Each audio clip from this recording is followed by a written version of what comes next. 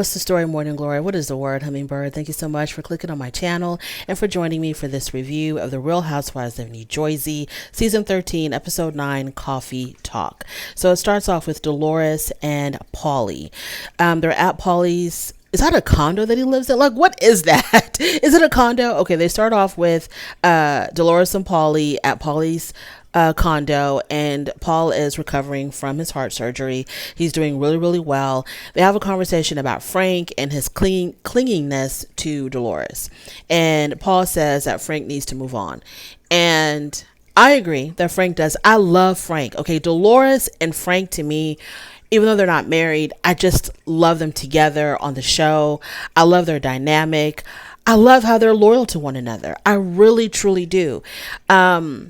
Last season and the season before, when Dolores was dating David, I thought it was absolutely adorable how it was like, it was kind of like she had these two men in her lives and they each served their purpose.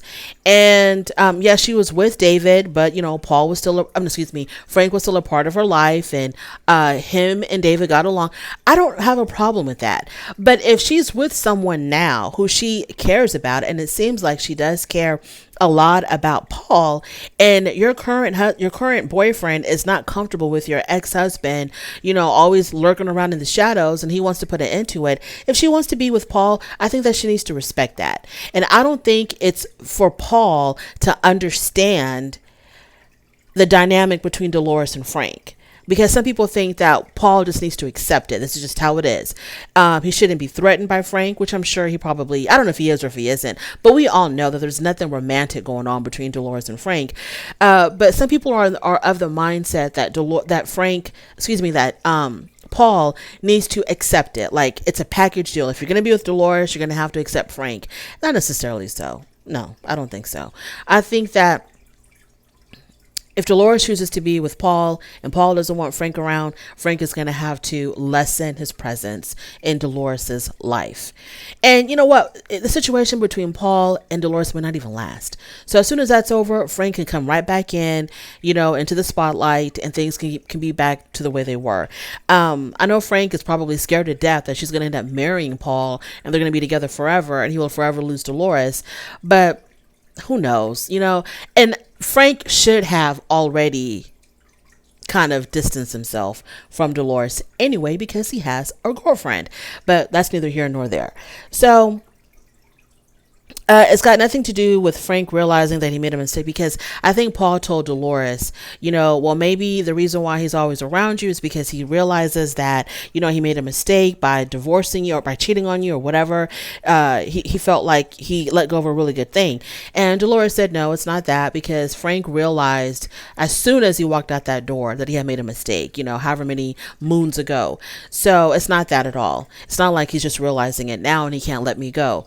I think that because Frank has always known that he should not have lost Dolores, that he should have treated her better, this is the reason why he's always around. He does know that Dolores was a good one. He does know that Dolores, that he made a huge mistake by being the cause of their marriage ending. And I think that's why he's always around her. She's a great gal. So it's understandable to me why he's always around her. But it's like he wants to be with her with that, but knowing that he can't be with her, but still within her presence, but anyways, so he didn't just realize this. He's always known that he made a mistake by pissing off Dolores and ending their marriage. But I think that's the reason that he's always around her, because he doesn't want to let her go, because he realizes that she was the one for him. So why can't he attach himself to another? So my question is, why can't he just, that cleanness that he has, why can't he just, shift it to someone else, like his current girlfriend? Like, I want to know Frank's current girlfriends, whoever they are, how do they feel about Frank always needing to be around Dolores? Are they understanding like the way David was? Are they not understanding like Paul? Like, I wish we had more insight on that. Moving on from Dolores, we start talking about Rachel. So her oldest daughter, who I guess is like, I thought she was like 2 or 3, because she's so tiny. She's so tiny, but I guess she's maybe 3 years old. but she's about to start school. I'm assuming they're talking about preschool because there's no way she's starting kindergarten. She's so tiny.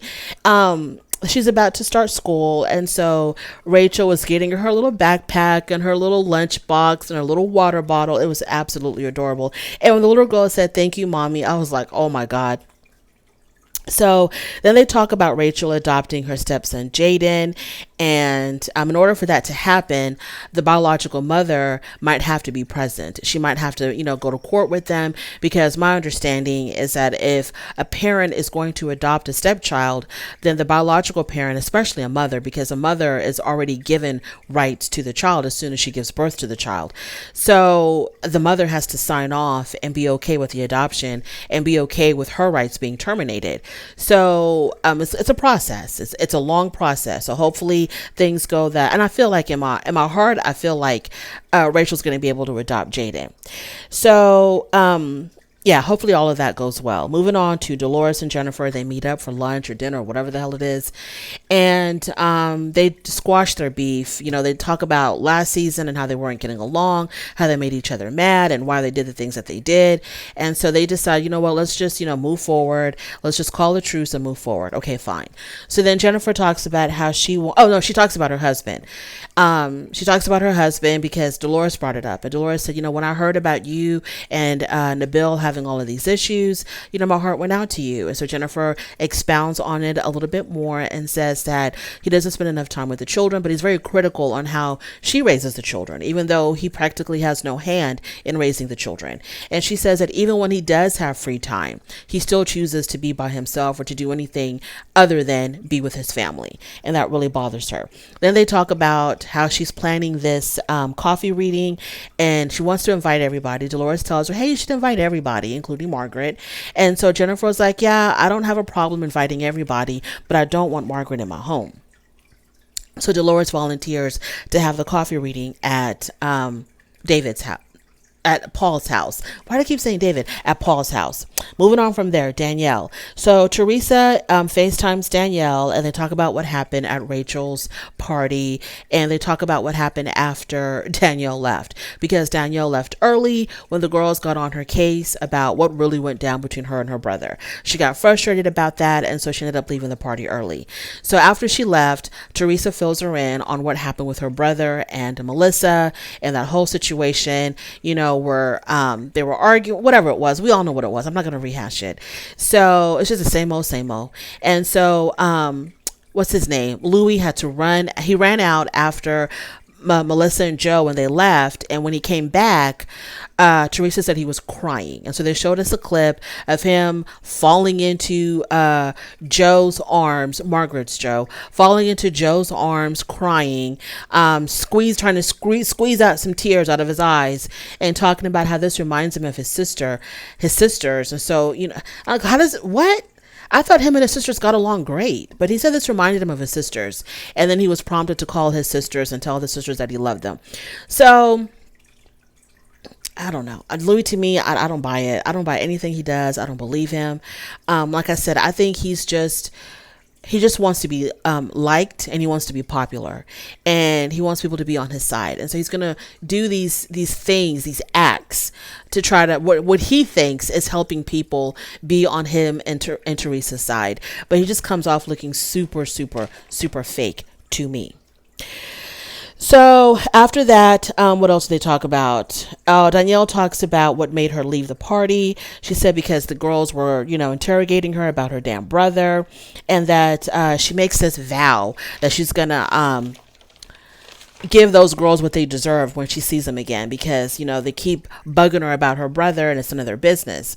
And once again, she talks really big after the fact, when you should have confronted them right then and there, because the same thing happened at was it Melissa's party? Their first night, I don't know, wherever the hell they were. I think it was Melissa's party. They got on her case about her brother. They were talking about her. But she didn't say anything. So she left early. But in the Sprinter van on the way back to their home, to wherever they were going, she's like, oh, I'm gonna get those girls back, and I'm gonna let them know that they can't mess with me. Okay, girl, that's after the fact. Once again, at Rachel's party, they were talking about her damn brother. She leaves early again, and she tells Teresa after the fact, well, I'm gonna get those girls, and I'm gonna tell them. girl. Anyways, so after that, okay, yeah, fine. And then we find out that, because so Teresa tells Danielle that she's really embarrassed by her brother, by how her brother and Melissa behaved at Rachel's party. It was very embarrassing. And I'm thinking to myself, you were embarrassed by Joe and Melissa? For what? But you were not embarrassed by Louis when he invited Melissa's mother to the wedding behind your back, didn't even tell you. And you were not embarrassed by Louis when he chastised you like you were a child and not a grown woman that he was about to marry, when he told you that you were interrupting him and Melissa. That didn't embarrass you. Then we also find out that Dina Manzo, her husband, got into it with Louis. Melissa Gorga tells us, or who was it? Was it Melissa or Joe? One of them says that there was a business deal between Louis and David Manza. It didn't work out. David Manza called Joe Gorga, told him that, hey, he is done with Louis because of whatever business situation they had that fell through. So now Dina is out of the wedding, and we'll talk more about that later. At the damn coffee reading, Teresa's not there because she's got C19. They talk about Danielle's, all the women are there, except for, at this particular time, Danielle is a late arrival, so she's not there yet. So before she arrives, all the women are talking about Danielle's story about her brother. This may be the only time that I am in agreement with Jennifer Aydin. Because when all the women, Jackie and Margaret and Fessler, they're all talking about, well, Danielle's story doesn't make any sense of why her and her brother fell out over Instagram or over TikTok. She's missing some parts of the story. There's a lot of holes in her story. Jennifer Aydin said, it's none of our business. It's none of our business. We don't have the right to know all the gory details of how her and her brother fell out. And this is the only time that I think I've ever totally agreed with Jennifer Aydin. It is nobody's business. It doesn't matter if she's telling you a half story, a quarter story, or the full story. It matters not to nobody there. This is between her and her brother. It doesn't matter. Who cares? The brother is not on the show. I don't know if the brother is going to make an appearance later to give his damn side of the story, and maybe they can go interrogate him when he shows up. I don't know. But as of right now, the brother is not even on the show. He cannot give his side of the damn story. The girl said what she said. That's her version. That's how she remembers the history. And that should be the end of it. Nobody was there. Nobody was there to have the authority or the right to question her. Because if you were there when her and her brother fell out and you saw actually what happened between the two of them, then maybe you can be like, wait a minute, girl, you got it all wrong. But nobody was there. So you don't know if she's telling you the 100% truth. People have fallen out over lesser things. It seems like it's stupid that it was over him, commenting on her TikTok. It seems stupid. Yes, it does. But people have fallen over lesser things. People have not spoken to each other for decades because somebody owed somebody $2. It doesn't make any sense to us, but maybe this is their reality and we shouldn't question it. That's the only time that I've ever agreed with Jennifer Aydin. Now I've lost my place. Okay. So, just sympathize with her. Tell her I'm really sorry that you're going through this and hopefully things will get better in the future. So Dolores and Jennifer announced to the group that they have been asked to be a part of Teresa's wedding party. So Dolores and Jennifer are going to be bridesmaids. Now I think we all knew that Jennifer was going to be a bridesmaid, but now she's added Dolores. And so when they made the announcement, Melissa Gorga was like, but Dolores, you weren't even there at her engagement party. And Dolores says, oh yeah, but it really doesn't matter. It doesn't really matter. Okay, let's talk about this. Okay, so in her confessional, in Dolores' confessional, the producer asked her, did you not go to Teresa's engagement party because Dina Manzo was going to be there? So evidently there's beef between Dina and Dolores. I don't remember what the beef is. So Dolores didn't want to answer that question. So it seems like it's kind of evident that she wasn't at the engagement party. Either she didn't go or wasn't invited because of Dina Manzo. Now that Dina Manzo has dropped out of Teresa's wedding because her husband, David Manzo, and Louis got into it, Teresa needs a bridesmaid. And so she's going to ask Dolores to replace Dina. What surprises me is that Dolores is okay with being a sloppy second, of being an afterthought, of being a second choice, because the one that she really wanted dropped out. So now she wants you to hurry up and replace that one. I'd be offended if I was Dolores. I'd be like, I'm sorry, girl. If you really, really wanted me, as long as they've known each other, the history that they have, she would have put Dolores in. Dolores should have been in the as part of the bridesmaids from day one, but for whatever reason she wasn't. Dolores acted like she was fine with that. Now that one person dropped out and she's just using you as a replacement, as basically just like a seat holder, you're okay with that, Dolores. I'm surprised that she's not offended by that, but whatever. So she's happy. Sometimes I wonder if Dolores is like a pick me. I'm hoping that she's not. I hope she's not a pick me kind of person. But sometimes she kind of comes off like that. So Teresa said that she saw a vision. She was meditating and she saw a vision of Dolores and Jennifer in her wedding party. And that's why she asked them. But we all know it's because Dina Manzo dropped out. And if Dina Manzo wanted to come back in, I'm pretty sure Dolores would be kicked back out. Moving on from there. So Dolores announces to the girls that she wants to do a trip for Teresa before she gets married. And so she invites everybody to a trip to Ireland because she went there before with Paul, had a great time, and now she wants the girls to experience Ireland. Then they do the reading. So the lady comes out to do the coffee reading. This was like the most fakest, staged, scripted scene of history in the history of reality TV. So the lady comes to do a damn coffee reading, and for Dolores, she says that she sees a ring in the future. And Paul was in the background and he heard this and he kind of like had a grin on his face, like this is really, like he's really planning on proposing to Dolores. As for Rachel, they said that something significant will happen within the next 3 months or within the next 3 years. And I'm like, what? Okay. If that's all you need to say to be a psychic, hey, something really big is going to happen to you within the next 5 months or within the next 5 years, then I need to sign up to be a psychic. So as far as Margaret, she said that she sees this person with the L in their name. There's this person with an L in their name, and she sees them like stabbing Margaret in the back. And so obviously she's referring to Laura, her ex-best friend Laura, someone that she's known throughout her whole entire life. And that woman is, it's like, lady, could you have been a little bit more vague? The fact that you're hitting everything in explicit detail, because psychics get these feelings, right? But they're not like basically telling you exactly what's been happening in real life. And could you not be so obvious about it? At least could have said something like, I feel like you're going through a betrayal.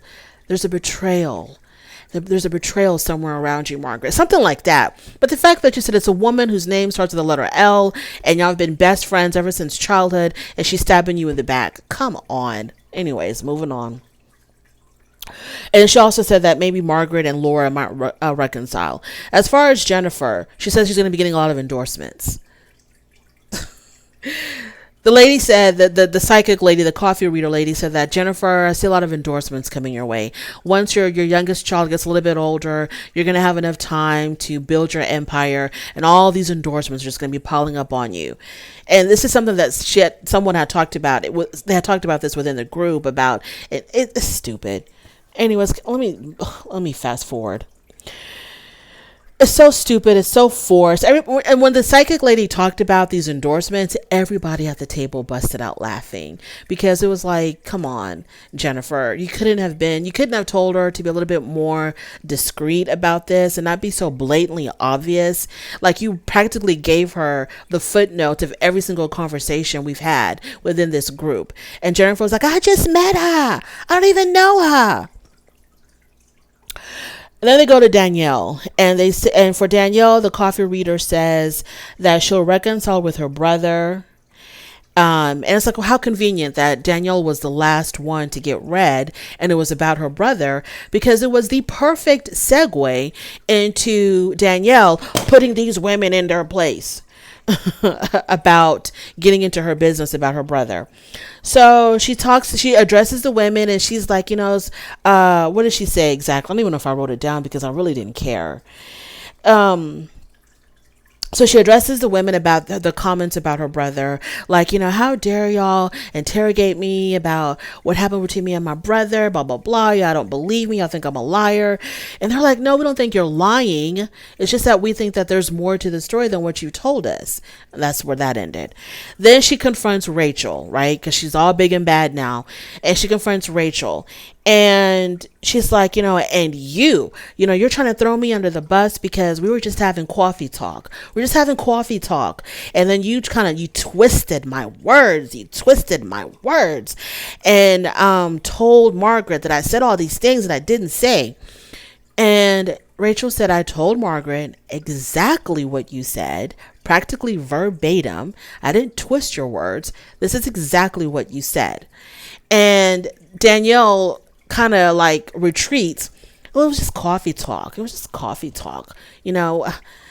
Like, where's Danielle, I'm not understanding you, girl. Like, you talk big and bad when you are away from the girls, and you talk about all the things that you're going to do to them, all the things that you're going to say, because nobody messes with the girl from Staten Island. And then when you get into it, when it's your time to shine, you just say a few words. Oh, but you twisted my words and you threw me under the bus. And all Rachel had to do was say, no, I didn't. And that was the end of the fight. Lord. I don't know what else to say. I don't know. That's it. That's where the scene ended. That's where the show ended. Fine. Okay. Thank you so much for joining me. I really do appreciate it. On your way out, don't forget to rate the video if you like this content. Go ahead and subscribe, and I will definitely talk to you later. Bye.